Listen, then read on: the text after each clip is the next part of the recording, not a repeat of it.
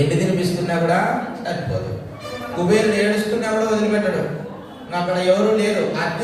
అతిథులకి ఏదైనా పెట్టకపోతే మీరు 30 మంది ఉన్నారు, 30 మందికి రేపు 1:30 అయిపోయింది, మనకు వ్రతం అయిపోయేసరికి ఏమైనా ప్రసాదం పెడతామని చెప్పి ఏమి ప్రసాదం పెట్టుకోకుండా మిమ్మల్ని పంపించేస్తే గర్వభంగం అయిపోదా? ఒక్కరే తిన్నారు ఇదంతా అంటే నమ్ముతారా మీరు? ఎవరో ఒకరు వచ్చినారు, ఒక ఆడపిల్ల ఎవరో వచ్చింది, ఆ ఒక్కరే తినేసిందంటే నమ్మరు. నమ్మకపోగా గుడి మీద ఒక నింద వస్తుంది.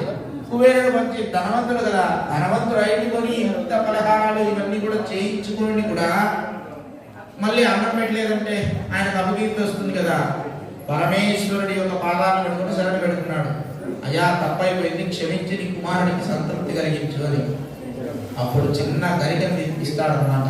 పోయిన కుమారుడికి నేను ఇచ్చినానని చెప్పి అది భక్తితో ఇస్తాడనమాట. కుబేరుడు భక్తితో ఇవ్వడం వలన ఆ గరిక చాలా తేలిగ్గా ఉంటుంది కదా, అంత తేలిగ్గా కష్టాన్ని కూడా నివారణ చేస్తాడనమాట గణపతి. కాబట్టి ఆ గరికను స్వీకరించగానే తేపు వస్తుంది ఆయన. ఇక్కడ వదిలిపెట్టి వెళ్ళిపోతాము అంటే గర్భహోమం చేయడానికి గణపతి కూడా అప్పుడు. కాబట్టి మనం ఈ పూజలో గణపతిని ఆరాధన చేస్తామన్నమాట. మామూలుగా కుబేరుడు యొక్క ఇల్లు ఆరాధనలో అమ్మవారి అంటే అమ్మవారి లక్ష్మీదేవి అంటే విశ్వక్షరుడు ఆరాధన కూడా చేస్తాడు. కానీ గణపతి ప్రప్రథమంగా మారినాడు అన్నమాట. మళ్ళీ గణపతి నమస్కారం చేసుకొని ఒక పలహారాన్ని అక్కడ పెట్టండి. ఖర్జూరం తెచ్చింటే ఖర్జూరం పెట్టండి. ఆయన ఖర్జూరము అరటిపళ్ళు పెట్టండి. 2 తమలపాకులు, 2 తమలపాకులు లేకపోతే 2 అరటిపళ్ళు దండం పెట్టండి.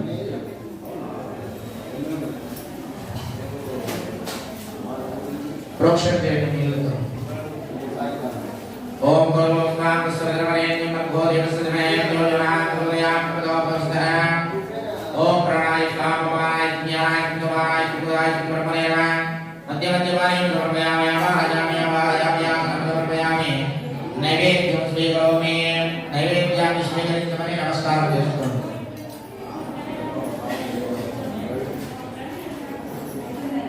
కర్పూరాన్ని వెలిగించుకోండి.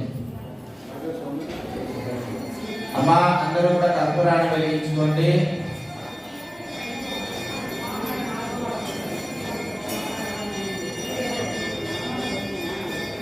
ఓం